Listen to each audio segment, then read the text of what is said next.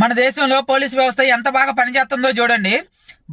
జనాల పేదవాళ్ళ రక్తం పీల్చినట్టు పీల్చి వాళ్ళ ద్వారా కోట్లు సంపాదించిన, అడ్డమైన దారిలో కోట్లు సంపాదించిన కొడుకులు అందరూ పోయి పోలీసును కలిస్తే మా సినిమాలని ఒకడు పైరసీ చేస్తుండే, ఆ పైరసీ చేయటం వల్ల మేము నష్టపోతున్నామని చెప్తే ఈ పోలీసులు అతను వేరే దేశంలో దాక్కున్నా సరే, ఛేదించడానికి కుదరకపోయినా సరే వీళ్ళ తెలివిలో ఉపయోగించి అతను పట్టుకొని ఇప్పుడు కటకడాల్లో పంపించారు. ఇదే పోలీసు వ్యవస్థ. రాష్ట్రాలు వేరే ఉండొచ్చు, కానీ దేశం మొత్తం మీద పోలీసు వ్యవస్థ ఒకటే కదా. మన రాష్ట్రంలో నంద్యాలలో ఒక అమ్మాయి, చిన్న అమ్మాయి చనిపోతే ఆ అమ్మాయి శవాన్ని కూడా పట్టుకోలేకపోయారు. ఇంకా మన దేశం మొత్తం మీద పెద్ద పెద్ద నాయకులు వాళ్ళ సొంత ఇళ్లలోనే చనిపోతుంటే, అంటే హత్యలకు గురైతే వాళ్ళ కేసులు కూడా సాల్వ్ చేయలేకపోతున్నారు. ఆ కేసులన్నీ సిబిఐకి వెళ్తున్నాయి, అక్కడ కూడా సాల్వ్ అవ్వట్లేదు.